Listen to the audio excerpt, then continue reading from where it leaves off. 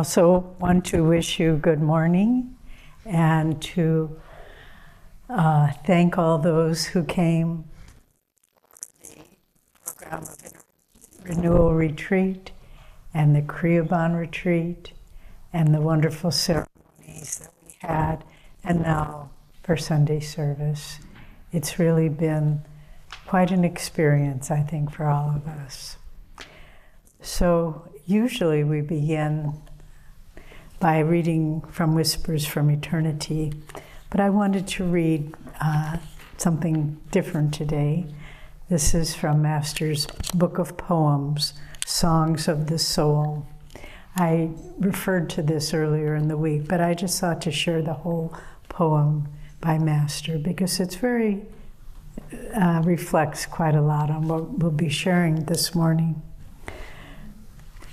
When I am only a dream, Master says, I come to tell you all of him and the way to encase him in your bosom, and of the discipline that brings his grace. Those of you who have asked me to guide you to my beloved's presence, I warn you through my silently talking mind, or speak to you through a gentle, significant glance, or whisper to you through my love, or loudly dissuade you when you stray away from him. But when I shall become only a memory, or a mental image, or a silently speaking voice, when no earthly call will ever reveal my whereabouts in unplumbed space, when no shallow entreaty or stern stentorian command will bring from me an answer, I will smile in your mind when you are right, and when you are wrong, I will weep through my eyes, dimly peering at you in the dark, and weep through your eyes perchance, and I will whisper to you through your conscience, and I will reason with you through your reason, and I will love all through your love. When you are no longer able to talk with me, read my whispers from eternity. Eternally through it I will talk to you. Unknown, I will walk by your side and guard you with invisible arms. And as soon as you know my beloved and hear his voice in silence, you will know me again more tangibly than you knew me on this earthly plane.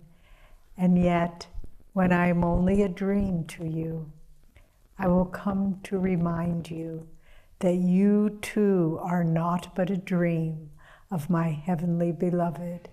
And when you know you are a dream, as I know now, we will be ever awake in him. So that's the promise of the Guru, eternally, eternally. And so when we ask the question, as our reading focuses on today, can we see God? And first the scriptures very sternly said, no man can see God. But then, can God be seen? Yes, yes, yes. But by who then? By the inner self within each one of us. That's the only way. Yogananda said so beautifully, when this I shall die, then shall I know who am I. So the more we just let the veil of the ego, that thin bubble, burst, then we can begin to know who we really are. And we don't know who we are by looking in the mirror. That's just a distorted reflection. We don't know who we are by what other people think of us. That's clouded by their own perception. But what we know, how we know who we are, is by going deep within and experiencing our true self, that inner peace, that inner joy, that undivided love. All of these things are who we really are. And when we know who we are, then we can see God. Then we can see Him everywhere. We can see Him in the smile of a friend or in the frown of an enemy. We can see Him in the car that breaks down in the middle of the freeway. We can see Him in the beautiful moments. Speaking of the freeway, we were sharing with some friends earlier.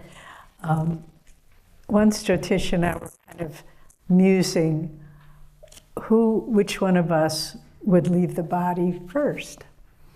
And we have a very dear friend who's a direct disciple of Ananda Ma, and who has been very prophetic in our life, that said a lot of things that would happen that did in fact happen. And so we were talking with her, and we were saying, we wonder which one of us will go first. So we were living in Los Angeles at the time with Swamiji and some of our friends there. And so Haripriya was visiting, and we said, we wonder which one of us will go first. And she sort of paused and went into that intuitive place within her, very well developed, and she said, I see you both going into the light at the same time. And Jyotish reflected on that for a minute, and he said, oh, that means Devi will be driving on the LA freeway.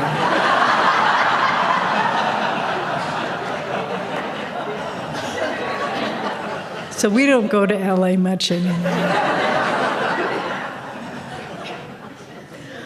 But what is that part of us that can see God? Because that's the whole point, to find that part of us that can see reality. Because each of our lives are burdened with past karma and suffering and confusion and doubt. But that's not who we are. And if we cling to those things, we'll only be stuck in suffering.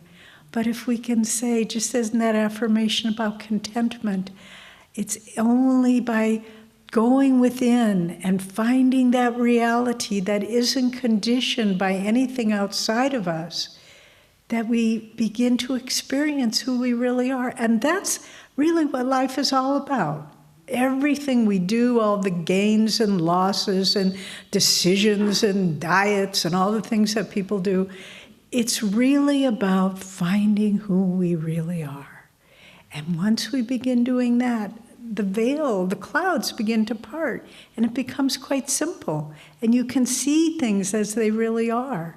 And just in that remarkable passage from autobiography, An Experience in Cosmic Consciousness, where Master said, his vision gets bigger and bigger and bigger. And at one point he said, I see all of creation, everything, every aspect of creation, like the lights of a city seen at a distance. And then I realized that the center of the imperium of all creation was a point of intuitive perception in the human heart. That's where it all resides. And why don't we run towards that with everything we've got, to find that point of intuitive perception that can see the truth of the universe? And my friends, we've ridden on such a wave of inspiration this week. In leaving, cling to that one thought. We've given you many techniques and this and that, but cling to the thought. I want to know reality. I want to know truth. And I will give it the best that I have within me.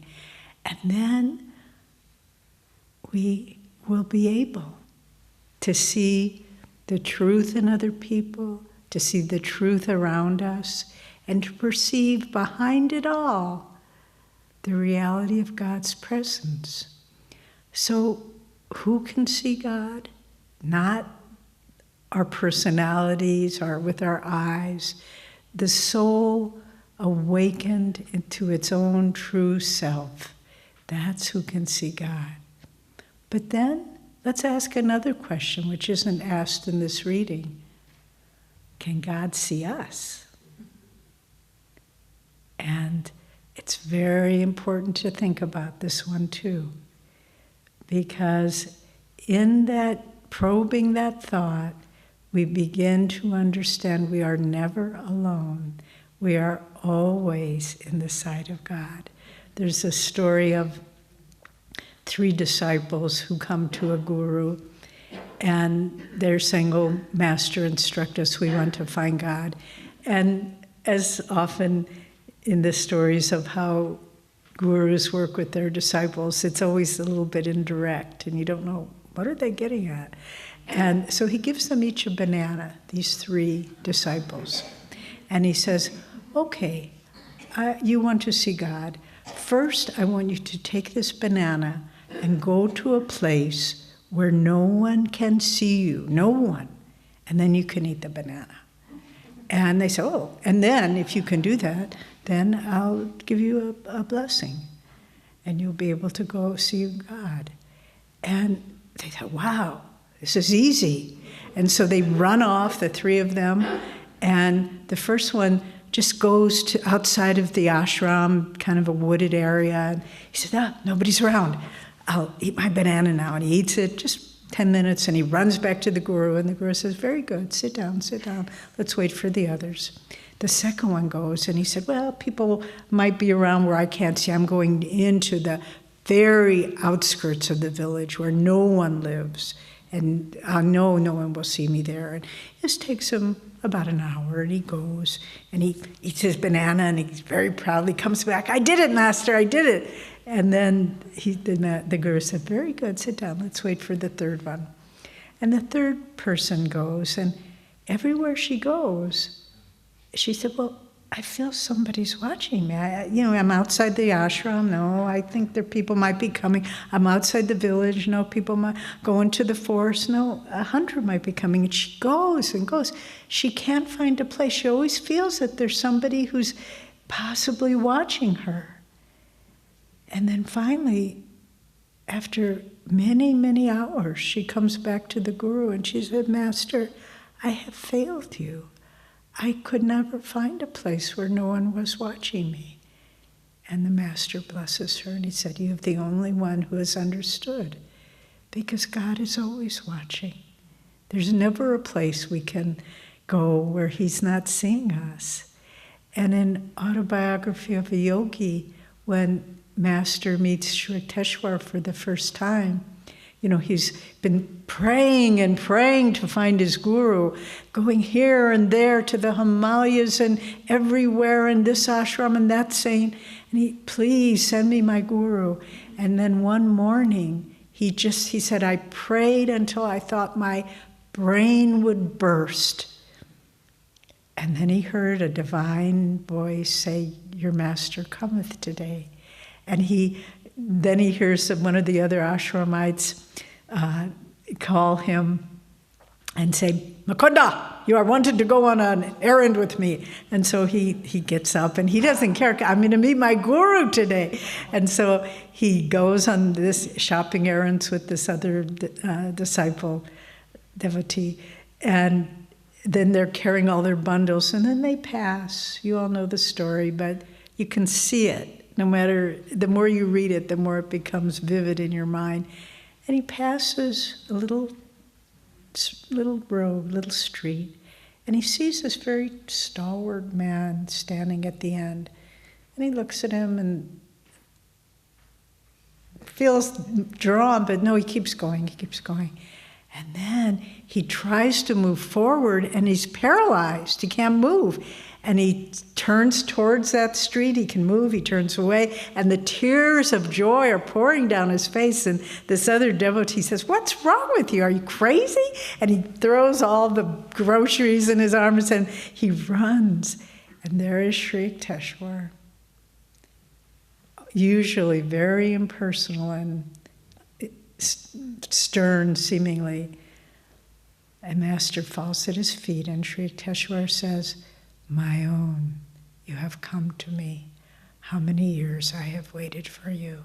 He was always watching him, drawing him till that right moment. So God can see, does see, is seeing us every moment. And then the other story in autobiography, Materializing a Golden Palace, we've spoken it earlier in the week when Babaji calls Lahiri.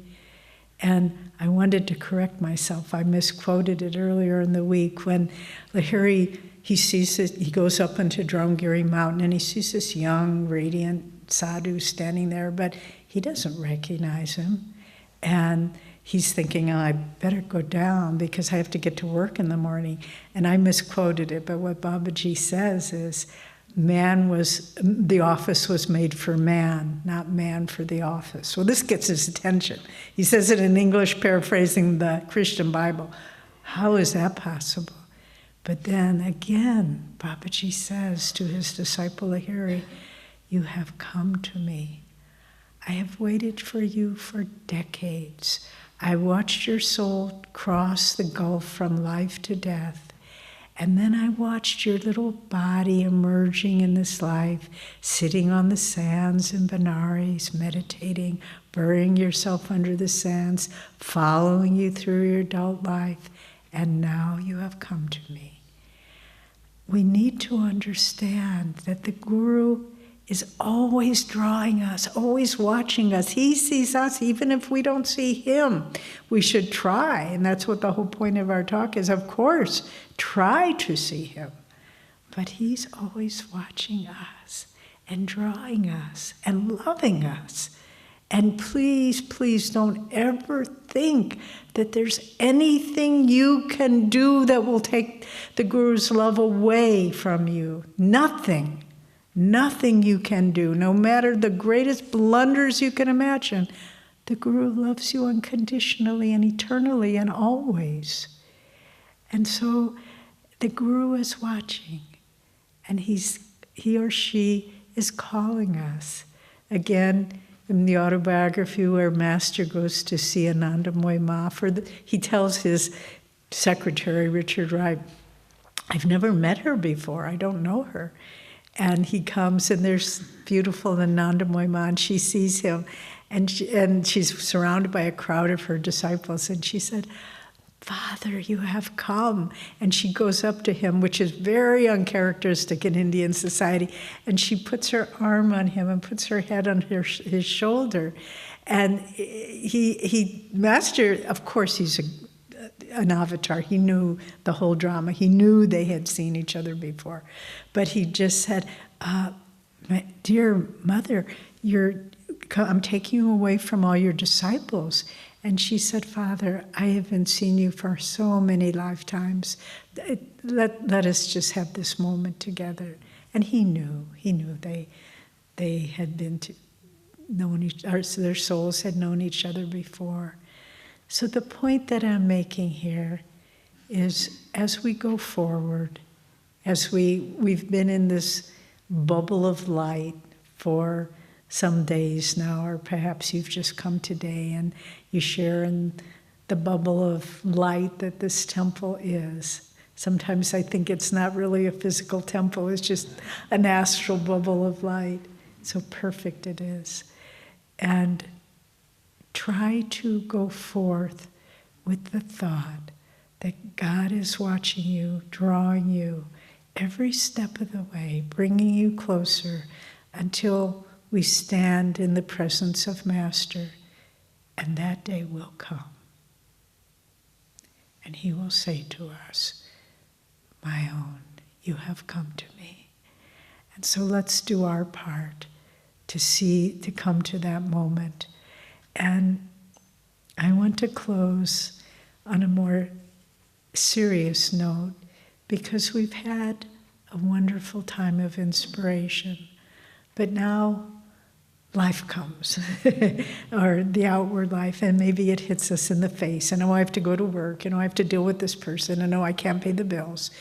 And how do we hold on to this as we go forward? Yes, remembering the Guru's love, but then one of my other favorite poems from Master, he was a warrior, you know. He was William the Conqueror, he tells us. He was Alfonso Saint Ferdinand, excuse me, who was a great Spanish warrior. He was Arjuna. He's a warrior for God. He's not one of course, filled with devotion, a Premavatar, love, an incarnation of divine love. But how did he get there? By being a warrior for God. And we need to do that too. So I'll just end with this poem by Master. My soul is marching on. You can almost hear drums. And Master appearing with his sword of fire, slashing delusion out of our way. And as a preamble to the poem, Master says, never be discouraged by this motion picture of life. Salvation is for all. Just remember that no matter what happens to you, still your soul is marching on. No matter where you go, your wandering footsteps will lead you back to God. There is no other way to go. That's the preamble, and this is the poem. And just envision Master standing with us, behind us, around us, above us, in armor of light, with a sword of flame, helping us to fight this battle. The poem. The shining stars are sunk in darkness deep. The weary sun is dead at night. The moon's soft smile doth fade anon, but still my soul is marching on.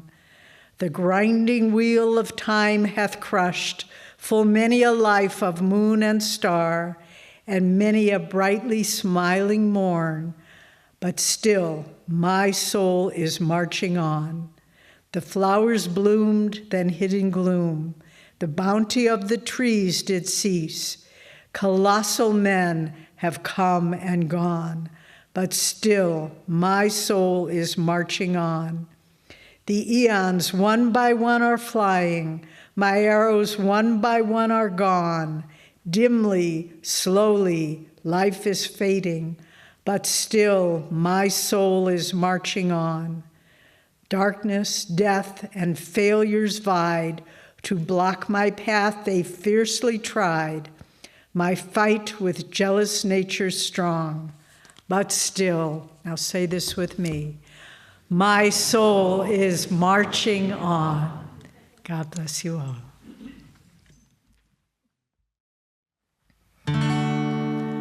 In India there lived by the banks of a stream a hermit whose prayers chose applause for their theme. He gazed at the flowers and he smiled at the sun. Then he clapped with delight. Lord, he cried, oh, well done. Well done, Lord, oh, very well done. The mountains that laugh with the gypsy clouds, the fields smile to welcome the sun. All nature sings praises aloud. The fields smile to welcome the sun. All nature sings praises aloud. The tree stands to show their elation. A day on God's earth has begun, and every true heart in creation in speechless wonder is bound. And every true heart in creation in speechless wonder is bound. Well done, Lord, oh, very well done. The joy that you've planted in children's hearts, the thrill known in bearing a son, the hope when a trial departs. The thrill known in bearing a son, the hope when a trial departs. The gladness of men in their labors, of youth in its victories won. Our joys are the proof of your labors. How wonderful, Lord, are your arts. Our joys are the proof of your labors. How wonderful, Lord, are your arts. Well done, Lord, oh, very well done. At At last I've discovered the mystic key, the world's joy, oh secretive one, replies to your sweetness in me. The world's joy, oh secretive one, replies to your sweetness in me. For here in my heart lies the answer, your love shedding light like the sun. All life seems to leap like a dancer, when gazing I see only thee. All life seems to leap like a dancer, when gazing I see only thee.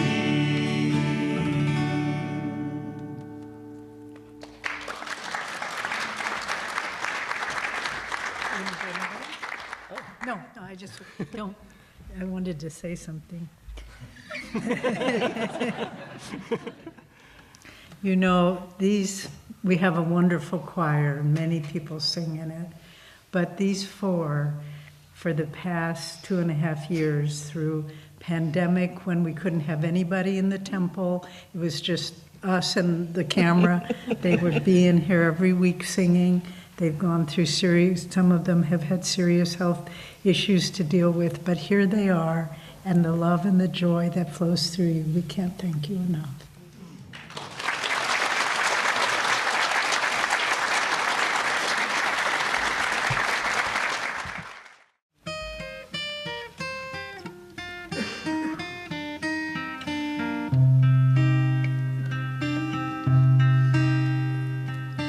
What is love?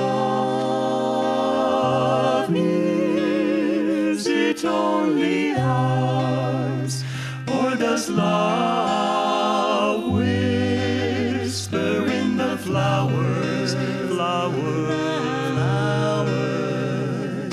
Surely we, children of this world, could not love by our own powers. What is joy? Is it just a dream? Or does joy laugh in every stream? Are the clouds mindless after all? Or is joy all nature's theme? God is dead, so men say. Can't they see all life's display? Not a church finds him as its own. Not a creed makes him fully known. Foolish we, if we limit him. Every atom is his throne. What is love? Is it only ours? Or does love whisper in the flowers? Surely we, children of this world, could not love by our own powers. What is love? What is love? Is it love we touch?